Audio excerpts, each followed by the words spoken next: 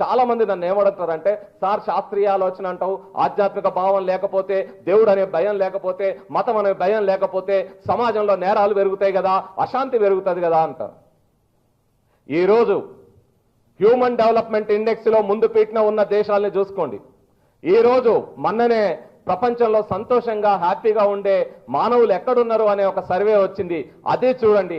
అలాంటి దేశాలన్నీ కూడా మీరు గమనిస్తే స్కాండినేవియన్ కంట్రీస్ ఏవైతే ఉన్నాయో, ఎక్కడైతే నాన్ బిలీవర్స్ ఎక్కువ ఉన్నారో, ఎక్కడైతే వైజ్ఞానికంగా ఆలోచించేవారు ఎక్కడున్నారో అక్కడే ఈ క్రైమ్ రేట్ తక్కువ ఉంది, అక్కడే ప్రజల గురించి ఆలోచించే వాళ్ళు ఉన్నారు.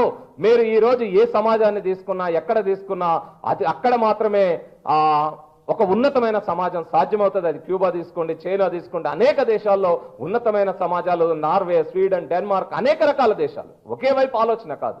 కానీ సమాజంలో ఒక ఉన్నతమైన సమాజం ఏర్పడాలంటే, ఆ మానవులందరినీ ఉన్నతంగా తీర్చిదిద్దాలంటే అది కేవలం మతంతోటో మూఢనమ్మకాలతో సాధ్యం కాదు. ఖచ్చితంగా వైజ్ఞానిక దృక్పథమే మానవుల్ని మార్చి తీరుద్ది, సమాజ అభివృద్ధికి తోడ్పడుతుంది. ఆ వైజ్ఞానిక దృక్పథంతో కూడిన మానవుల్ని, వైజ్ఞానిక దృక్పథంతో కూడిన సమాజాన్ని ఏర్పాటు చేయడంలో మనందరం కూడా కలిసికట్టుగా కృషి చేద్దాం.